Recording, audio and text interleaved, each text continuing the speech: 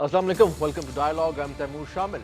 Prime Minister Imran Khan was on his very important visit to China, and this certainly was an important visit in a sense that this was Prime Minister's third visit to China. And this shows the significance of Pakistan-China relationship and how both countries have been working for peace and stability in the region. Our relations with China are important. They are economic relations, but at the same time, they're strategic as well. Strategically, both countries are very close to each other and very important to each other. Prime Minister visited China with a very high-powered delegation with ministers, with Chief of Army Staff as well, and all of them, they met their counterparts in China.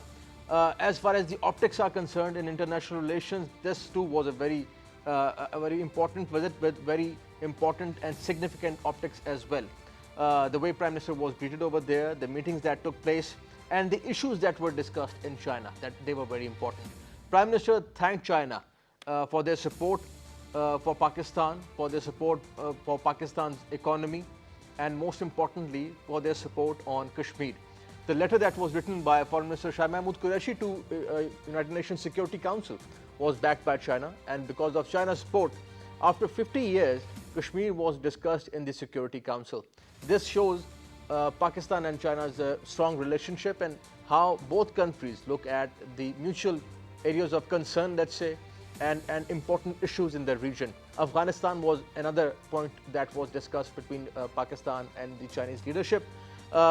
Peace and stability in Afghanistan is very crucial for the China-Pakistan economic corridor, and not just that, but also to the regional peace and stability as well.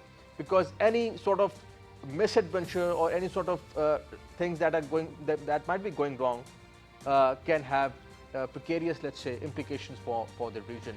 We're going to discuss about Prime Minister's visit to China, Pakistan's foreign policy, the proactive foreign policy, and also a very important thing that after this visit of Prime Minister's visit to China, both leaders, Xi Jinping of China and Prime Minister Imran Khan, would be visiting other countries. Xi Jinping, the Chinese premier, would be briefly visiting India. Now, keeping in the context of this whole situation, his visit to China, his visit to India would be very important. We'll discuss about that. And also, Prime Minister Imran Khan is also expected to visit the Middle Eastern countries in near future. We'll also discuss about that, Iran and Saudi Arabia and the Middle Eastern situation at the moment. With our special guest today, our first guest is Ambassador kHALID, now senior diplomat and an expert on Pakistan's foreign policy and Pakistan's relations with the regional countries as well. So, welcome to the show. Second guest is Mr. Shakeel, Ramay, an expert on Pakistan's economy and also on the regional political situation. Welcome to the show, Mr. Ramay. Mr. kHATTAQ, starting with this visit of Prime Minister to China. Prime Minister has been visiting China earlier, as I just mentioned in my introduction. Another visit, especially after UNGA, and UNGA was also discussed in China as well. Premier Xi Jinping thanked Prime Minister Imran Khan that in US, on the sidelines of UNGA, Prime Minister Imran Khan was rather very open about our strong and good relations with China. How do you see the relationship? Well, basically, the visit of this last visit of the Prime Minister to China acquires great importance because soon after this, the Chinese president would be visiting India. Now, for some years, it has been a kind of an informal exchange of visits between India and China. But I think one reason that the Chinese invited Prime Minister Imran Khan to visit China was to actually discuss the problems in the region, including Kashmir, and what kind of a solution to the tensions between India and Pakistan are possible or plausible. In this case, I think Prime Minister gave his views to the Chinese, and I'm sure that the Chinese president would be conveying it to Prime Minister of India, Modi. This is, in fact, in some respect, a kind of a visit which can be expected to lower the tensions in the subcontinent. Because the Chinese, kind of interest, and also China is impacted by the unilateral decision of India. So abrogating 370 and 35, so, right? This is, I think, the main significance. Then the rest, of course, you see the, I think, greater interaction about defense collaboration, economic collaboration in the context of the CPAC and other things. These are important issues which were, in fact, discussed, and this certainly the visit signaled that Chinese and Pakistani relationship, are getting strengthened and have a further future also to get more strengthened. Mr. Ramay, talking about this economic cooperation that we have with China, the strategic cooperation that we have with China, how do you see this connection of economy and its strategic implications, keeping India in mind? Because India was discussed very, frequently in this visit, and Kashmir primarily. I think the visit is very important on the economic front. So after just concluding their 70-year celebrations, so they are just starting their new journey on the development to be a developed country. And at the very start, the first country they consulted, the first country they met, it was Pakistan. And the delegation, look at the delegation, so was the strength of the delegation, not only from Pakistani side, Yes. also from the Chinese side. I think an ambassador sahab can correct me if I'm wrong. It's the first time, so one communique come from the civil government and one communique come from the military meetings. That is unprecedented. So the message is very strong. So we are one. So like that, so today I was just reading an article by Imtiaz Gul, he was arguing, Chinese treat us like family. So it's a very strong message, the level of the delegation we met. One thing, and second thing, for me, the whole, I can say, I think the best part of this visit, or I can say the output, the best output of this visit is the one line by President Xi Jinping. He said, we will support the core interest of Pakistan. If we decode the word in the context of Chinese understanding, they build it on two things. One is geographical integrity. So when they talk about Tibet or Taiwan, they talk about their core interest. And second is sovereignty, to decision making, cooperation and building for their country. So when they are saying about something like that about Pakistan, the same terminology they use their own side, the core interest, that really gave that will be give a real importance to this visit. And what I said earlier, so it's like a family. So they are here to stay with you. One thing, and second thing, and this is very clear message. Core interest support means very clear message to the world and India. So on the Kashmir, it's you cannot in the diplomatic language you just give the signals, or you give just the words in some, by wrapping in somewhere. So they have given the message. So China is here to support the core interest of Pakistan. One thing, and third thing, economically. So there was some issues on CPAC speed, but there was basically it was misunderstanding. So created by the hype by the trust groups or some media outlets, something like there is nothing happening on the CPAC. Look, the second phase of CPAC is not just like the first phase of infrastructure. It's about industrialization, it's about the social development, it's about economic agriculture, zones that are created. education. Right. So it requires a lot of planning and time for the execution. One thing, second thing. Second phase started at a time when PML government was leaving the office and PTA government was coming to the office. So it is natural to have some lag period. But still, government consider, okay, if there's something different, so we are going to create CPAC authority. Those issues of speed or something, cooperation or misunderstanding, that would be solved by the creation of the CPAC authority. So this is, I think, that is the best thing of this tour. Right. So the which Prime Minister had. On the regional context, if you bring it to regional context, Pakistan and China never said the CPAC is bilateral. They said everybody can benefit from it. Even the sane voices in India, like Sham Sarar and their big names, the think tanks, They are saying it's a better for India to join the CPEC. And we have been talking about it, but before coming to that point, CPEC and how other countries can benefit from this project, talking about Kashmir, Ambassador Khattak in China, and thanking China on the issue of Kashmir, how do you see that this issue would be discussed in the region and the step that is taken by India? How is that perceived in the region? You know, I'll take from a point that colleague Ramay has, mentioned, the economic dimension and that Strategic dimension. that every country Right. can benefit from it, including India and all that. Now, both India and Pakistan are full members of SCO, Shanghai Cooperation Organization. But given the bilateral tensions, that kind of a cooperation, where the SCO Central Asian countries and Russia and China, are connected to South Asia, is not taking place. So unless you resolve these bilateral issues, time and again, these bilateral issues come and block, regional cooperation. This kind of a theory or philosophy, that the regional cooperation would overcome, the bilateral, problems and all that, or globalization would do it or something, hasn't worked in the post-Cold War period, whether it's Brexit, whether it's, in Latin America, you have or whether it's in Asia, So,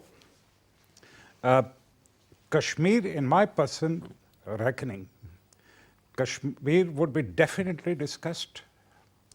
And secondly, it would be in Chinese interest, Pakistan interest, and perhaps the Chinese president would like to, talk about India's enlightened interest also, that regional peace and stability, is essential, for the economic cooperation, for the economic uplift of the region. Now, this aspect is very important, because if you look at it, look at the geography or something, Kashmir, according to the Security Council resolutions, is an issue between India and Pakistan. There's no third option. Right. This is a bilateral issue. Right? No, the bilateral is different. The UN Security Council offers two options for Kashmiris: accession to India or accession to Pakistan. Right. Giving an option. There's no option of the independent Kashmir. So, and the movement in Kashmir, or some elements, maybe thinking in those terms of independent Kashmir and all that.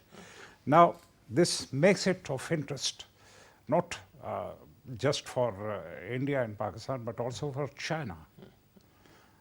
Because, we have seen that in the Middle East, the attempt by the Kurds, to have a autonomous state or something, or independent state, and with implications for Turkey, Iran, and all the for four the Arab countries, world, yes. where it is leading to. So, I think, the Chinese, the thrust of the Chinese policy is to bring about stability. And they are an old civilization. They are never in hurry. They're not so easily, excitable, And So- stability. For instance, their policy vis-a-vis Taiwan, their policy vis-a-vis Hong Kong, So from these you can gauge or try to discern what Chinese would be telling Indians and what possibly, they discussed with Prime Minister Imran Khan. Imran Khan. And coming to your point, this point of cooperation, Mr. Ramay, Ambassador Khattak mentioned Shanghai Cooperation Organization, a very important platform for all the countries, especially for Pakistan and India as well. So this is a platform where both are members. We are talking about regional cooperation, we are talking about peace, we are talking about stability, development, economy. But India at this point stands as the odd one out because they are trying to annex Kashmir, showing aggression to Pakistan. What is China's strategy towards India in terms of economy as well, because they have very good economic relations with India? How is China looking at this whole situation? Starting from the SCO. SCO is the right now negotiating a very important document. It's called the Free Trade Agreement among all the SCO countries.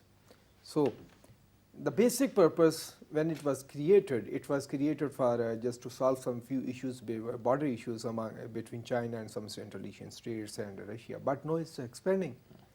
So economy is becoming one of the most important element of that, along with terrorism, counter-terrorism, to counter separatism, everything. So when it will come to the table, so that will be the point to look at that how both countries behave. One thing and second thing. Chinese, if you talk about the Chinese diplomacy, they have a lot of patience and they are very rational people. So they just don't go for the like emotional stuff, we will do that. They can wait for a long time. They waited for so many years to have Hong Kong. They are waiting to bring back Taiwan, but still they are working with them, they are doing a trade with them, they are doing economics with them. So they have the patience, that is the beauty of Chinese system. Still you look at the Hong Kong, so what is happening at the Hong Kong? China is just showing its patience. So Chinese will do in a systematic way, and they don't, I think they will not make a mistake which I think Taliban and US had made. So after every other meeting they are coming on the dais and telling we are doing this, we are doing this. So what happened? Collapsed, because so many people started to write about that. Oh, they are just bowing down to the Taliban. So a lot of talk about the whole process. So Chinese system is different. They won't talk about it, they'll work on it. They work on it and they keep it low. Even if they look at they are setting the targets for their economy. They don't go for like for us in 5 years we will be the developed countries. They say after 40 years in 2018 they said we will be moderately developed country in 2021. So that would be the key. Second thing, third thing, cooperation. By reading, by analyzing, by looking at different stuff, I could not find alternative to the cooperation. Cooperation and there's no alternative for, let's say, China certainly has a lot of friends, but talking about India specifically, what is their stance on this whole situation that is going on? India, either it's India or US or European Union, they have to come down to realize there is no option other than cooperation. But the problem, what is the problem with the West? For the last 200 years, so West has assumed so that they are the best people, they have the best system in the world, their culture is best, their values are best, their economic model is best. They develop their own arrogance of their own system. So they are not ready to accept somebody else can have a better system. So that is their problem. The Indian problem is that they started to assume that they are the best race. So they are only legitimate, you can say, the owner of this land. So that the arrogance from the West and India, that's creating You see problem. some connection so of this arrogance, right? Arrogance is creating the problem. But ultimately, they have to realize, so it's a cooperation, because in the confrontation, who will win? On the casualties of human will win. There would be nothing, nobody would be here to celebrate the success. Ambassador Khattak, I think you have a point on that. Yes. Look, I've lived in India. You know, I've worked as a Deputy High Commissioner there from 1996 January till July 1999, and the nuclear tests and the Kargil and cricket diplomacy were all this roller coaster of, relations. Basically,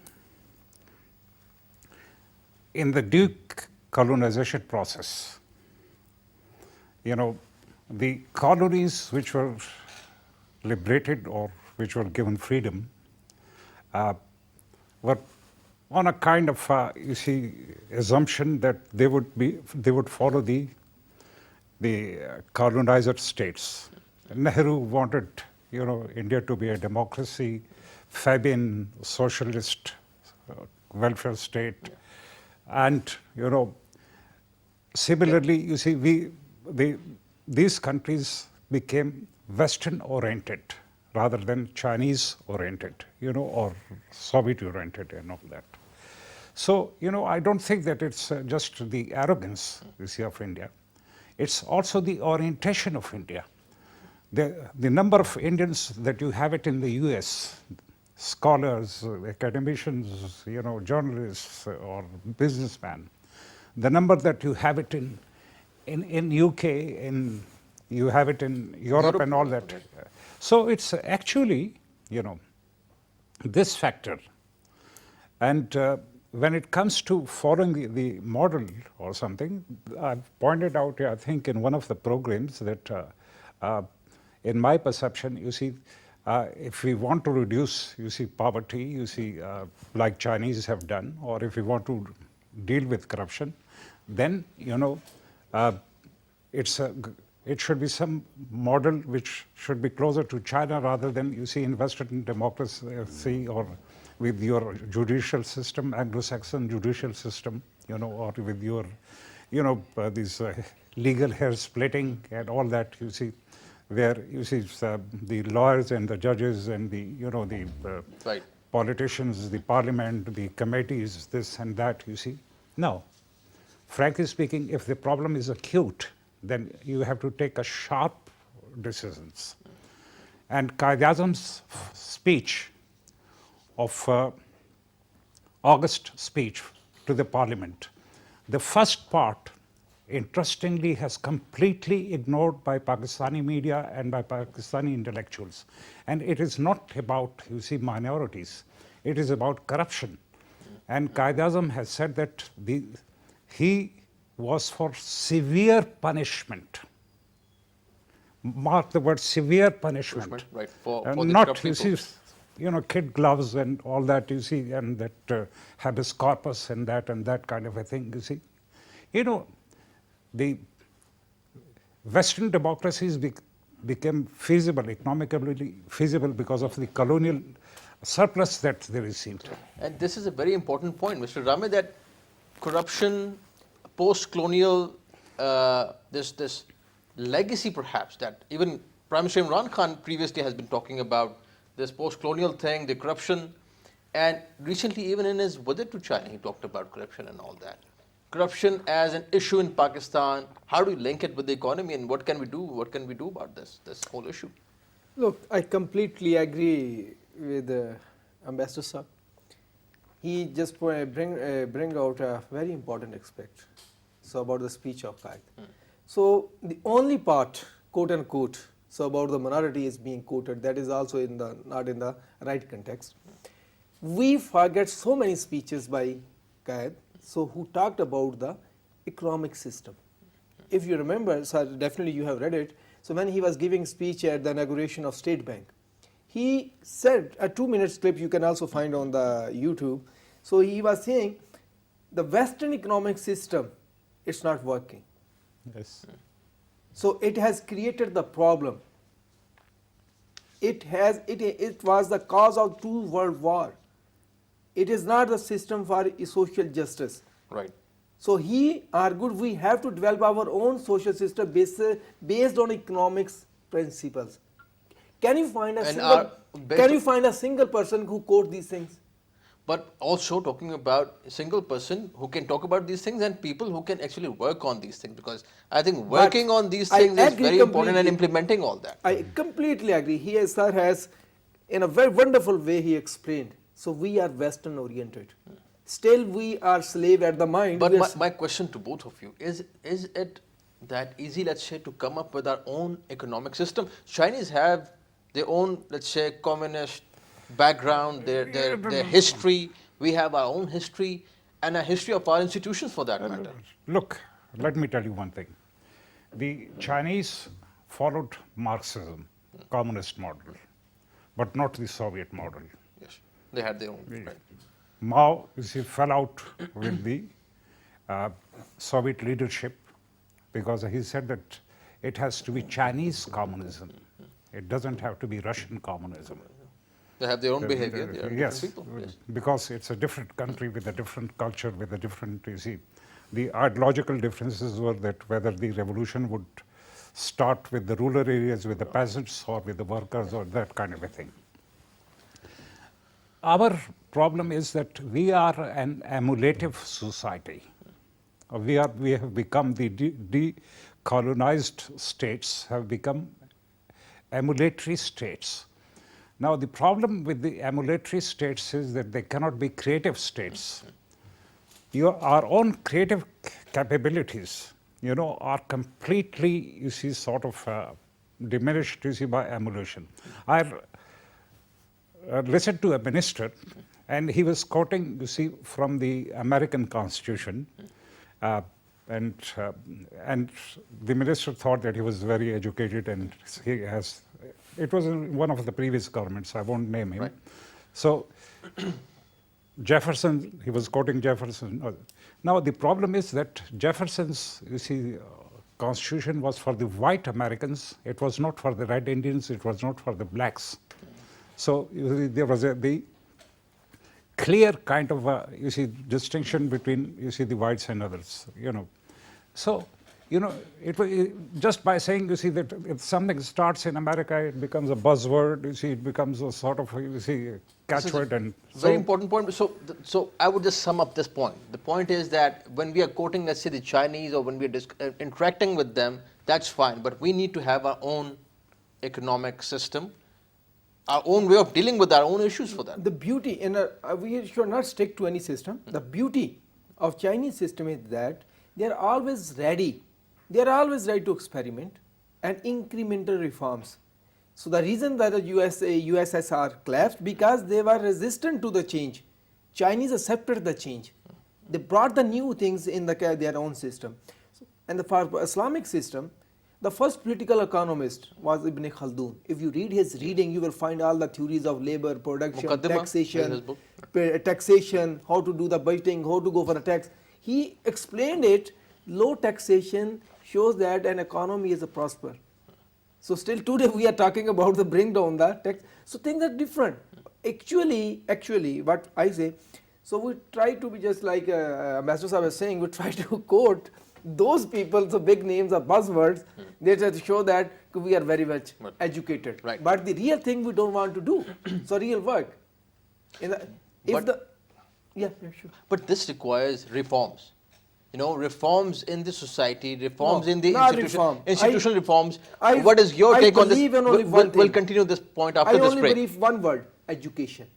We'll continue this point after this break. This point of reforms and what can we do about putting things straight right in our country. After this break, stay with us.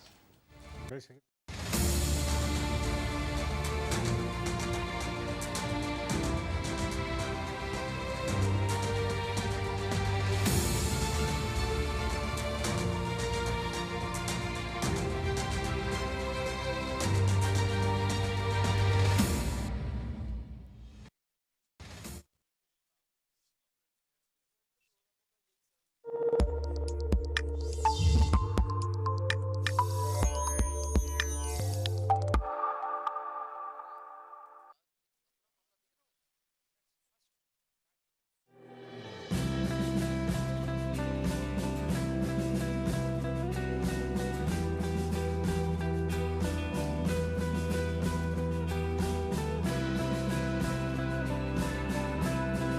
A drop of water is worth more than a sack of gold to a thirsty man.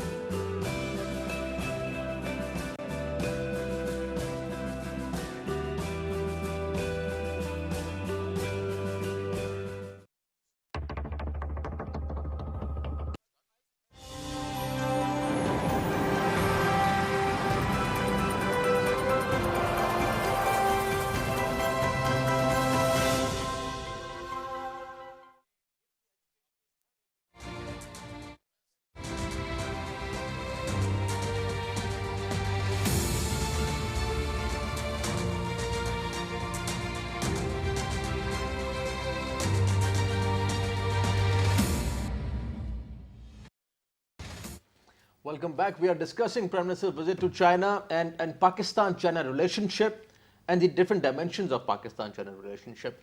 Certainly there are many areas in which we cooperate. We have strategic alliance, we have economic cooperation, cultural cooperation as well. But when Prime Minister talks about corruption, let's say in China, or how can we implement those things that the Chinese are working upon, would that be easy for us? And what would be the, let's say, the homework that we have done so far about bringing reforms in our institutions in order to improve our economy and also to improve Pakistan's otherwise standing in the Committee of Nations? Ambassador Khattak talking about that, what Mr. Ramay talked about. Education, reforms that we were talking about, institutional reforms, is that needed? Because perhaps some people think that our institutions are stagnant at the moment. If we want them to address our issues, we want them to evolve with the evolution of our society. Is that happening? What is the way out? Well, basically, let's admit it.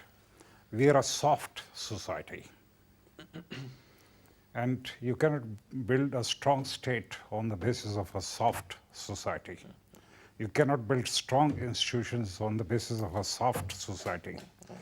Here, you see, the buzzword is that justice is blind, but in day-to-day practice, justice has a Nelson's eye, Justice for the rich and justice for the poor, you see, are two different things, you see. Here, you see, this is, we have got used to disparities. For us, you see, it's something, you see, which is divinely ordained, these disparities. So, you see, what's the point in doing away with these? Now, you see, it's the education, but also, sort of, you see, a change in the real sense of the term that may sound to be very radical, But if the problems are acute, the solutions also have to be radical.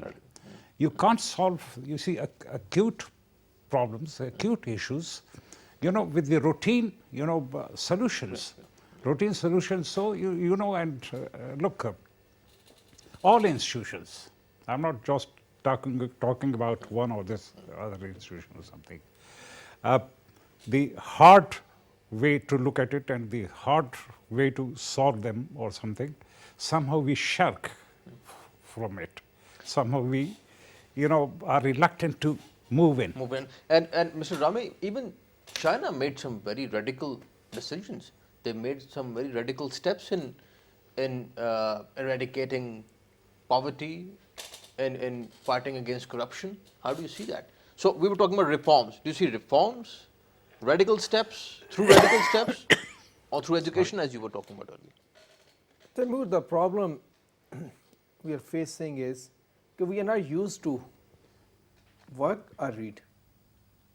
So we are just obsessed with self-glory. If we have to talk about China, there are three broad things which we have to talk about. They have a three contradictions in their history. They call the first contradiction came at the time of the Chairman Mao. He said there are differences. I don't remember the full statement, but I'm just trying to give the message. So there is a differences in the class. We have to mitigate it. They bring the first reform that is called the Cultural Revolution. Then once, as the ambassadors are saying, so radical actions, that was a radical action to cure that disease. Second, that contradiction came with the Deng Xiaoping. He said, our population needs more, we need, our production system is obsolete. We have to adopt this Western production system. And open up a little, with the little open up, but focus was on the production system. Because the production system they have at that time, that was not meeting the needs of the people. They went for it. The third contradiction came now. They said, we made GDP growth, but we have lost something on our environment or social thing. We have to keep in mind those things, our environment and more liberty for the people. And even this BRI thing is a very... they have their own vision. It's not about like that they are wandering in some room, a dark room. They know where they are going. What we do, our system tells us, we just try to sell the dreams. So what is the way out? The way out is only thing. One, I agree with the Ambassador Saab. So radical changes. I don't know how he define it. But One thing, and second thing, the way out is we have to put lot of focus on education character building. Merit is not serving this country. If you talk about the merit, the people who came on the merit, they are the more disaster to this country. so this So too we is a have radical. to we have to build character of the people. Look, I just gave one example, sir. Sorry, I will conclude here. One example. So our Prophet Sallallahu Alaihi Wasallam, he spent 23 years to build character of his A nation. followers, So and this those is, people show the people world how to run the states and how to run the empires. So that was the importance of education and character. We are just trying to going for this certificates, So this- not for the character. a very interesting debate on even international relations. Morgenthau talked about national morale, national character. Harry Kissinger, these people have been talking about this. Where are we heading, and what is the way out of this whole thing? Basic thing, you know, about character. Now, everyone has a character. Character can be good, character can be bad. Character, you see, is positive character, you see, is a result of, you know, positive thinking is right, you see, and also environment and everything. Now, that's one thing, you see. When I say radical solutions, I mean departure from the past, not repeating the past. And that is it. Now, the way out, you see, right now is that we actually, you know, take a very, you know, hard-nosed, you know, assessment of the situation and take difficult decisions. Even these decisions may be, you know, very hard on some and not so hard on others, but still, you know, and, you know, try to sort of build a strong nation. You know, nation building, in spite of, you see, this a lot of money which went into Iraq from the Americans or Afghanistan, for that matter. Afghanistan for that matter, they miserably failed, you see, in the nation building, you know. So, you know, this is the lesson of history. This is how, you see, we have to now look at things. Right, right. And Mr. Ramay, talking about now, as Ambassador talked about this national building thing, challenges that are there. We talked about the internal challenges, you know, these reforms and all that. The external situation that we have in the region, external challenges. Prime Minister Imran Khan talked about Afghanistan.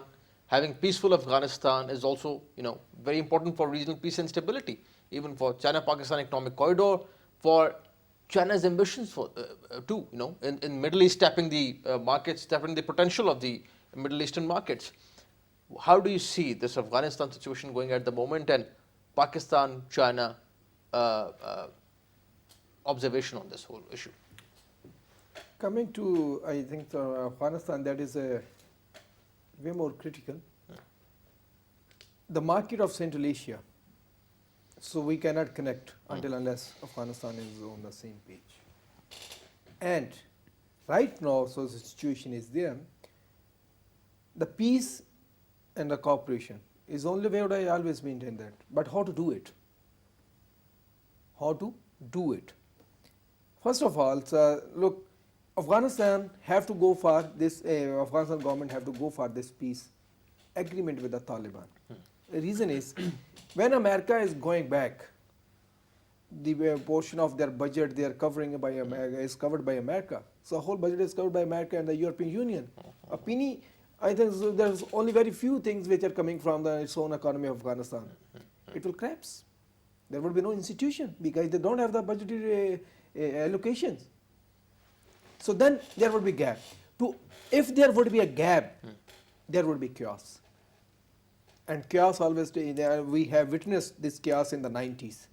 So the hundreds and thousands of people have been killed by their own warlords. We should pray, Pakistan should pray and work wholeheartedly. Because we feel like that Afghanistan is our second home. So they are our brothers and sisters. And recently, Pakistan has been reaching out to the people of Afghanistan. Ambassador Saab, the way we have opened up with Afghanistan, Pakistan action plan for peace and solidarity is an action plan that we are working on. How do you see this Afghanistan situation, and its importance for China and Pakistan both? Yes, that's very right. You see, that is important for both China and Pakistan. Stability in Afghanistan would actually open the doors to Central Asia and vice versa, you know. When it comes to Afghanistan, the basic issue is still not addressed fully. You know, the whole problem started, you see, with the power sharing between the different groups, ethnic groups, you know, the whole problem. After the, you know, Dawood was toppled, you see, by the communists because the communists were, except for Taraqi and few others, the rest were Tajiks and the rest were Hazaras and others. Najibullahi and other yes. people. Right. Okay. Now, I was Additional Secretary of Afghanistan, and I was on the board of directors of the Afghanistan, you know, development and everything. And one Western diplomat said that we want Afghanistan to be a Switzerland. I said yes, but then Switzerland is not even a federation; it is confederation, where you see there is no centralized authority. And while the constitution under the Bonn Accord Yes. that Afghanistan has got, it's a highly centralized, you see, Place. government, Yes. you know, where everything comes to the presidency or to the, you know, to the prime minister or something, you know, or in those days even the prime minister was not there, you know, and or chief executive was not there. So, you know, this is one thing, that you have to get to the problem, you see, of resolving the power sharing issue. That different, you know, ethnic groups in Afghanistan, you know, have their power sharing.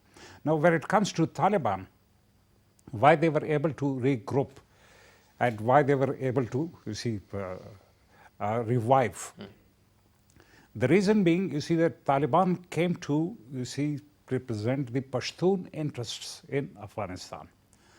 And there again, when the Soviets intervened, the Pashtun nationalists and left-leaning elements favored Soviet occupation. It was clearly a foreign occupation. With the result, you see that the leadership of the resistance came straight into the hands of the mullah. Similarly, you know, this time around also, when the Americans invaded, you see, Afghanistan, again, the same leftist and nationalist and Pashtun elements supported American, you see, occupation of Afghanistan. Right. So, because of this factor, you see, because these so-called nationalists have been, their lifeline has been, you see, either from Moscow or from Washington, you know. The mullah got the chance to get to the center of the stage. So, today, America is compelled to talk to Taliban. But the dialogue, by the way, in the final analysis is not the need of Taliban. Dialogue in the final analysis is the need of Washington. And shortly, briefly, comments from both of you. What is going to be, let's say, the future of Afghanistan? Do you see the talks coming back? And the implications for that region, for Pakistan and China specifically, since we are talking about it? China has its special representative for Afghanistan purpose, but how many people knows it? They do the diplomacy from behind the scene. Only the diplomatic corps will know, or some people. He is regularly visiting Afghanistan and Pakistan. And there are reports that Taliban have been visiting Beijing for that matter. And other thing, so there is a formally they are going to include Afghanistan in CPEC. So, as I said, so we just have to wait. We don't need to speculate. We just give a time to the dialogue. So let them conclude something. So we can say like that it's a good or bad, but we should not speculate too much. The speculations create problems. So like that is happening, that is not happening. But since we have been the, I would say, victims of, since Pakistan has been the victim, direct and indirect victim of what has been happening, let's say in Afghanistan, we are interested in knowing about the situation in Afghanistan. How do you see, Mr. Saab, the situation? You know, you're very right. You know, see the blowback of the Afghanistan situation. You know, it is Pakistan which faced it. Yeah. you know, in terms of terrorism, in terms of so many other things. For this reason, you know, Pakistan has a key interest in the and stake in the stability in Afghanistan. Gentlemen, thank you for joining us. Ambassador KHATTAQ, pleasure having you on the show. Thank you for your time. Mr. Ramay, thank you for joining us. Thank you for your time. That's all from today's show. See you next time. Khuda.